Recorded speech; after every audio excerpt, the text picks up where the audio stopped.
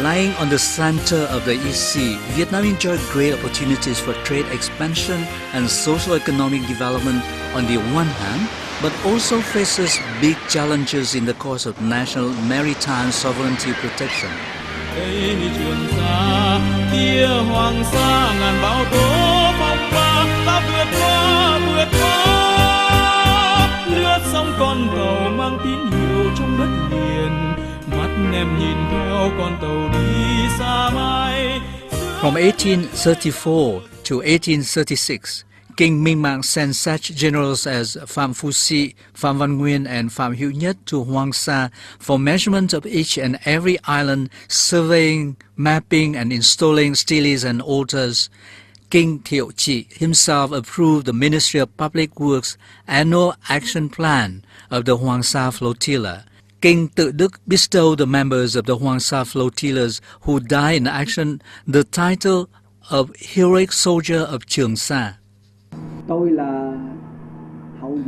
I am the descendant of the fifth generation of flotilla supervisor Phạm Hữu Nhất, a member of the Phạm Văn family in An Vinh commune. Our ancestors used to reside in An Vinh, Tiên Kỳ, Quảng Ngãi province. Some ancestors in our Phạm family, such as Mr. Phạm Quang Anh, Phạm Văn Nguyên, Phạm Văn Xanh, Mr. Võ Văn Khiết and Đặng Văn Xiên in Tây Village, An Vinh commune, and some other helmsmen were dispatched to Hoàng Sa to measure sea routes and search for rare and precious sea products to pay tribute to the emperors.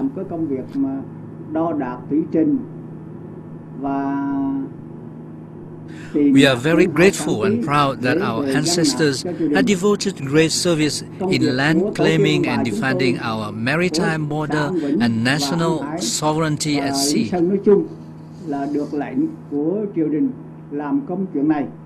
Chúng tôi con cháu mãi mãi ghi ơn tất cả những cái công lao to tát đó.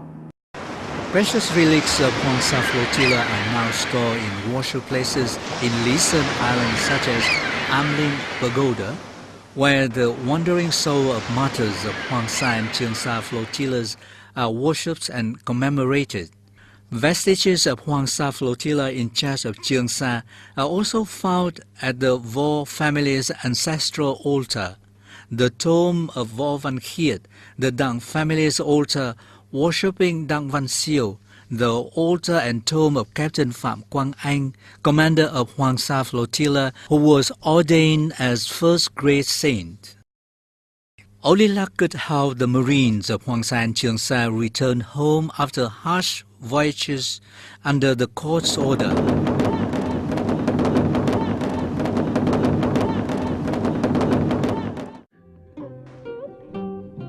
Hence, families of those men conducted offering ceremonies before their departure.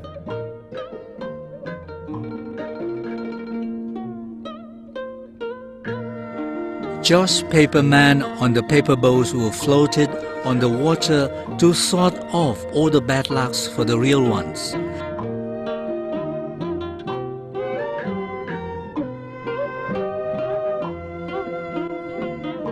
That ritual reflects the desire to survive, to serve their motherlands more.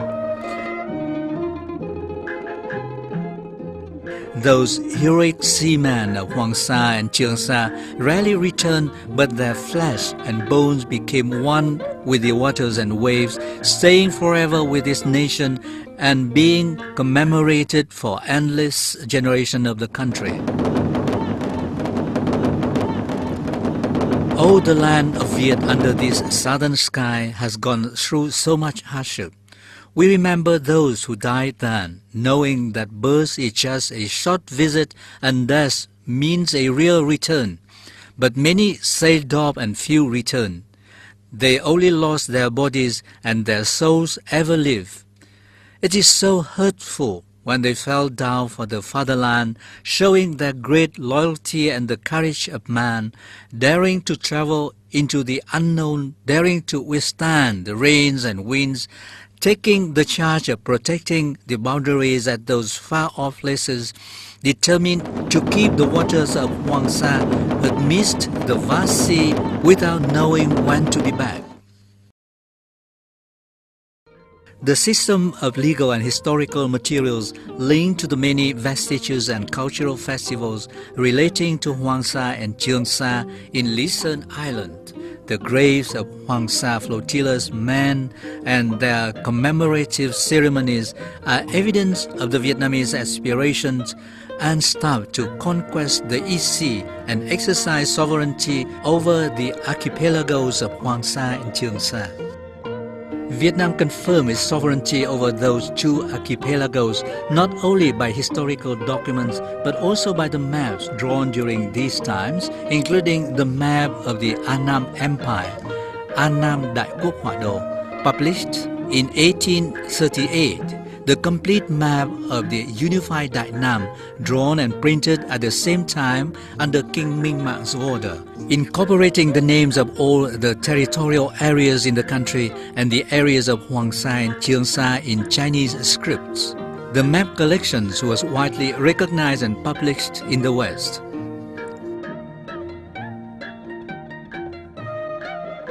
The Vietnamese feudal state was aware of educating the young generation on protection of sovereignty over Hoàng Sa and Trường Sa archipelagos. The children's textbook Khải Đồng Thuyết Ước, printed in the year of the snake of the Tự Đức era 1881, has a map named the State Map, Bản Quốc Địa Đồ, putting Hoàng Sa under Vietnam's sovereignty.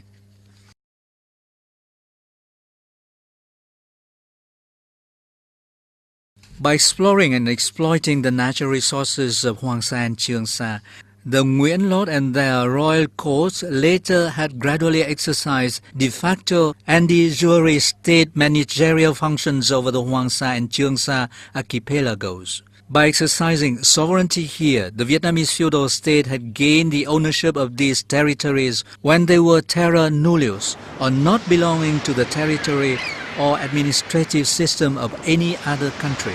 The two archipelagos have become an inseparable part of the Vietnamese territory from unclaimed islands.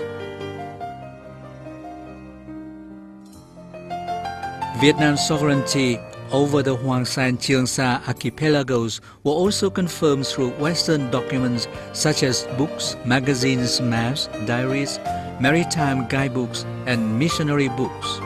These texts represent the Hoàng Sa and Trường Sa archipelagos as a long stretch of sand off the central coast of Vietnam, similar to illustrations in ancient Vietnamese texts and maps of the same period.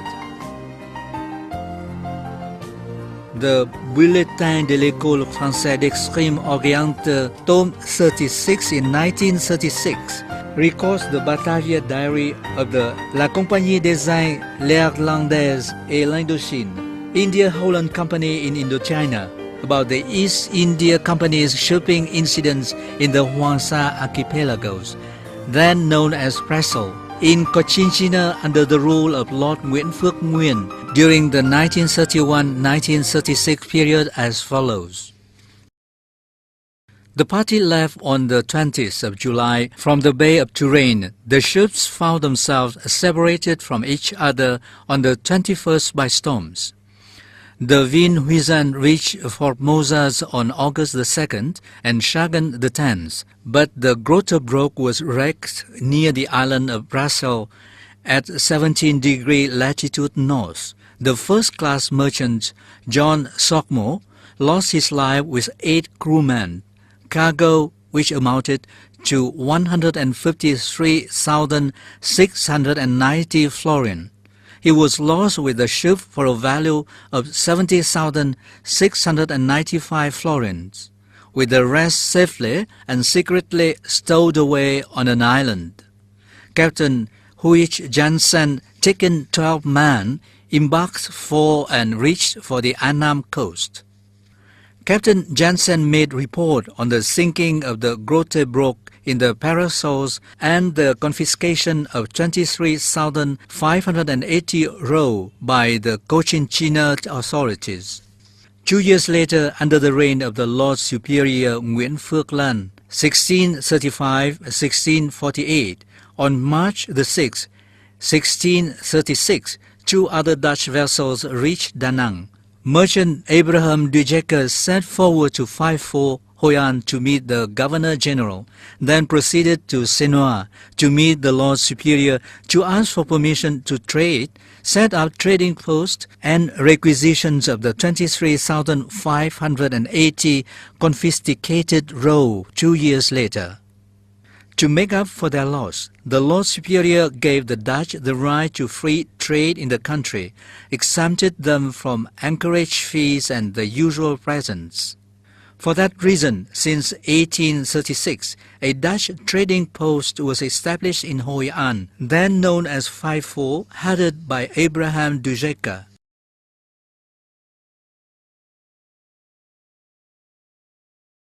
Father Tartre wrote in a letter to his Father Superior in 1701, printed in the collection of interesting letters on Asia, Africa and America, Volume 3, 1843 edition provided some additional note about the geography and history of the parasol as follows.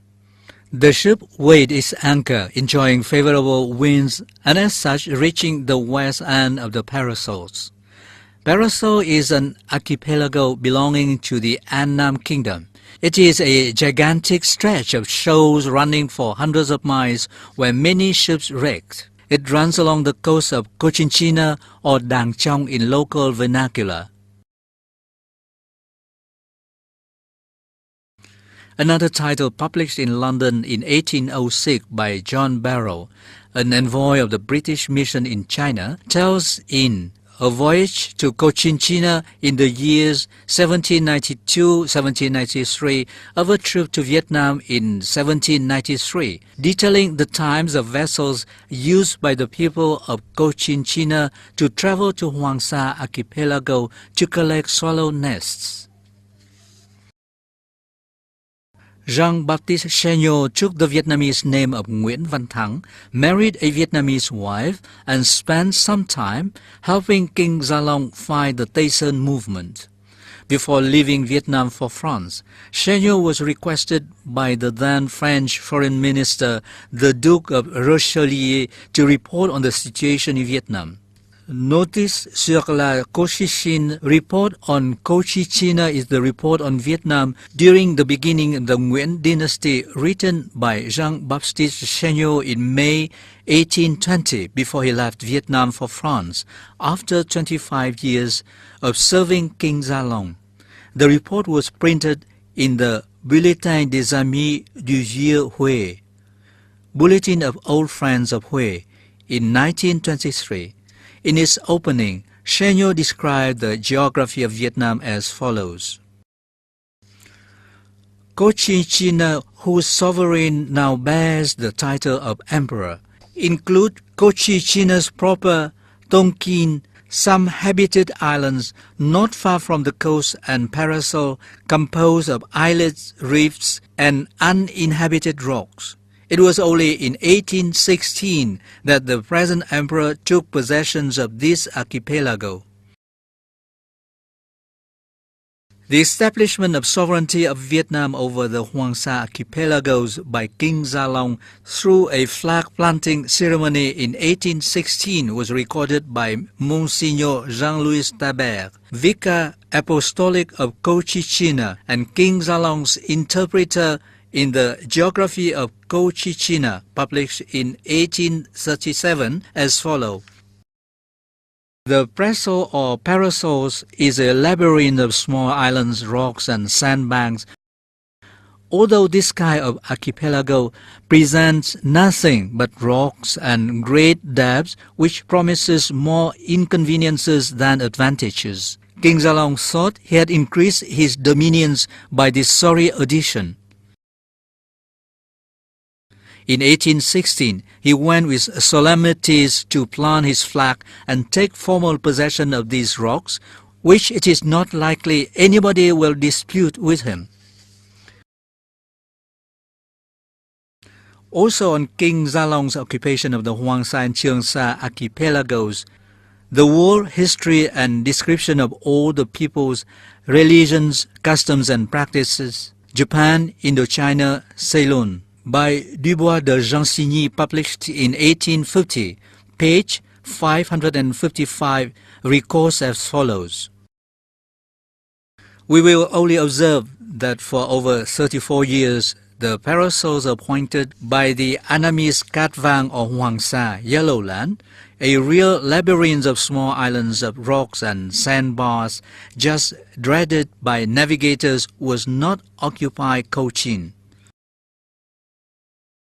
We do not know if they have established a place, but it is certain that Emperor Zhalong wanted to add that strange jewel to his crown, because he judged it expedient to take possession in person, and it was in the year 1816 that Solomon bears the flag Cochin.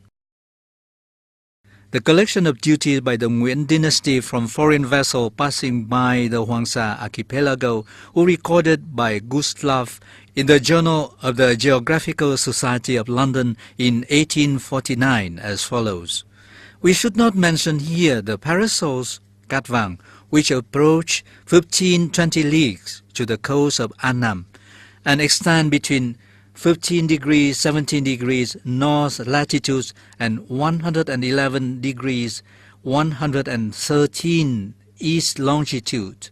If the king of Cochin did not claim these as his property and many eyes and reefs so dangerous to navigators, the Annam government, perceiving the advantages which it might derive if a toll was raised, keep the revenue cutters and its small garrisons on the spot to collect the duty on all visitors and to ensure protection to its own fishermen. The Compendio di Geografia, Compendium of Geography by Andriano Balbi, written in Italian, at page 548 in the 1854 edition by Livorno Publishing House and page 643 in the 1864 edition by the Milano Publishing House, described the geography of the Annam Kingdom, Vietnam today. Belonging also to this empire is the archipelago of Parasol, the group of the pirates, and the group of Pulo Condao Island of today. Also in these books, the sections on Chinese geography do not make any mention of the Hoàng Sa or Trường Sa archipelagos. In Tableau de la Cochin, published in 1862, Eugène Cottenberg and Léon de Rosny placed the parasol or Cat Vàng in the island groups belonging to Vietnam. The recognition of Hoàng Sa and Trường Sa archipelagos as belonging to the Annam Kingdom is not only described in Western texts, but also drawn on advanced maps made from the 16th century by European countries and countries in the Americas. In one of his research, researcher M.G. Dumoutier talked about a 24-piece set of maps of Vietnam drawn at the end of the 15th century, of which the 19th piece clearly display a long sand strip 500 to 600 nautical miles long named Bãi Cát Vàng, Golden Sand, off the coast of Quảng Ngãi province. In many ancient maps from the 16th, 17th, 18th, 19th centuries of missionaries, seafarers from Portugal, Spain, the Netherlands, the Hoàng Sa and Trường Sa archipelagos have been depicted as a continuous strip in the shape of a bund sail off the coast of the central region of Vietnam, with many small dots representing islands, sandbanks with the words Île de Prassel. Prassel Archipelago. A particular note is Sinensis Oceanus East Sea map of the Dutch Van Landgren brothers, printed in 1595, and the India Orientalis map of East India by Mercator, printed in 1606 in Amsterdam, the Netherlands.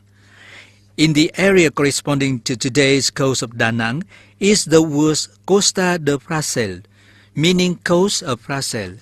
In 1838, Monsignor Tabert published in his Latin-Vietnamese dictionary Dictionarium Anamitico Latinum, which was a very detailed translation of the Vietnamese language to Latin.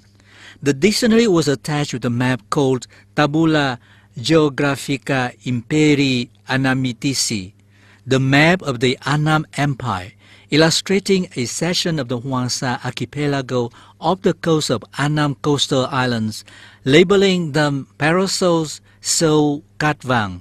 This particular map is proof of the deep and accurate understanding of Westerners of the relationship between the Hoàng Sa archipelago and the country of Đại Việt from 16th to the early 19th century, which Tabert calls country of Great Annam.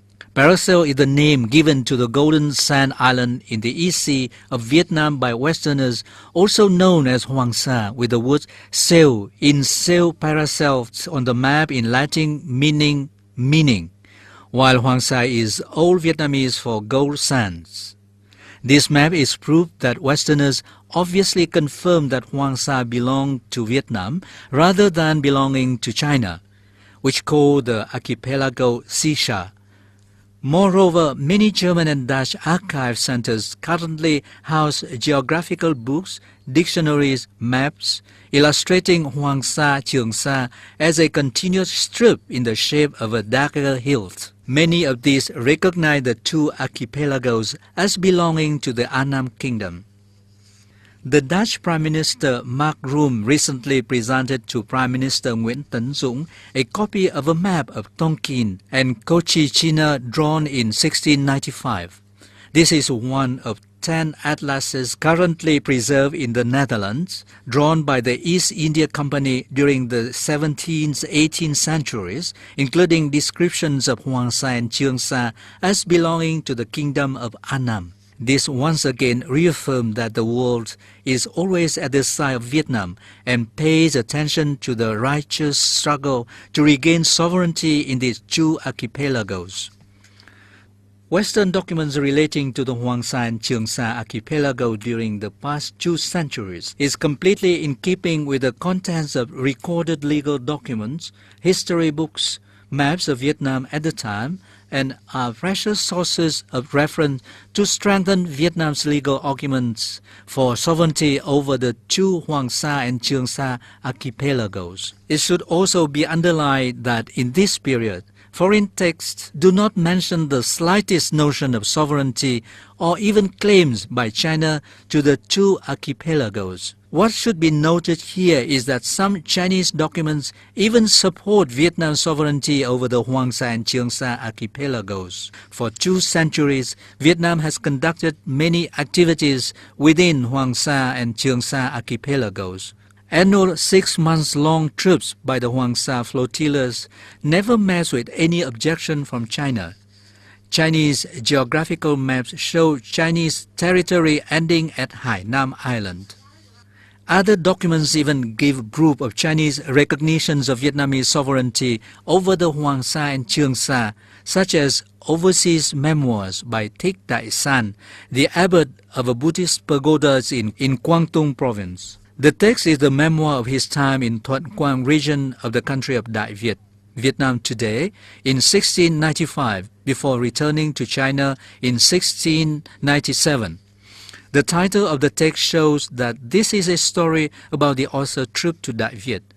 The original manuscript was translated into Vietnamese in 1963 at Huế University. An excerpt from Volume 3, after talking about maritime issues and the role of wind, talked about the activities of Hoàng Sa flotillas formed by the Nguyễn Lord as follows. The previous king, here is the Nguyễn Lord, annually sent ships around sandbanks to collect gold, silver. In the fall, following the east wind, ships can travel hundreds of miles when there is a strong wind. In 1759, when vessels of the Hoàng Sa flotillas were washed ashore onto Hainan Islands, they were received by the Chinese authorities and provided the necessary equipment to return to Vietnam. Another Chinese text published in 1842 called Hải Lục, Sea Journey Records by Dương Bình Nam, recorded first-hand experience of a Chinese sailor named Ta Thanh Cao, wrote, Vạn lý Trường Sa is a stretch of land in the middle of the sea that is several thousand miles long, is a wall protecting Annam's or Annam's hedge. To assess legal and historical documents proving Vietnam's sovereignty over the Hoàng Sa and Trường Sa archipelagos, we can consider Sovereignty over the Paracel and Spratly Islands by Monique Chemelier-Jean-Tro, published in March 1996. The book is a serious and independent scientific research project. Monique Chemelier-Jean-Tro is a professor emeritus of public law and political science at the University of Paris 7th, Denis Diderot, and is former president of the French Democratic Lawyers Association. In her book, Monique Chemelier-Jean-Tro listed many historical and legal documents affirming Vietnam's sovereignty over the Hoàng Sa and Trường Sa archipelagos. We were fortunate enough to have the chance to meet and talk with the professor in Hanoi in the early days of 2011 while reenacting these historical events.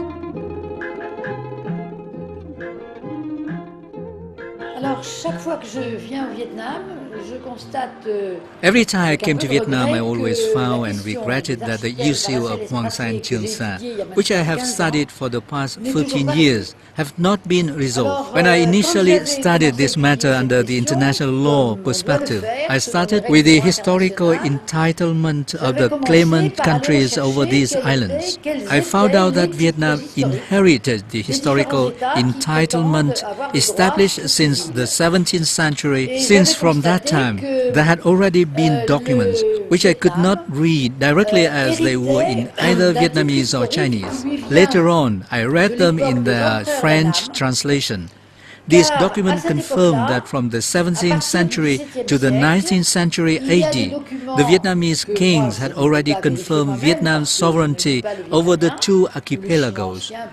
What formed the legal foundation were that the Annamite kings not only stayed as saying, "This is our islands," but also conducted managerial activities. This was indeed a component of the principle of international law, from a terra nullius. In the case of these two archipelagos, there was one country that occupied these territories, that is, when this country exercised real action to control and manage these territories. From the document I've got in hand, I would certainly reiterate that as to a foreigner like myself, the study of this issue must be via translated documents.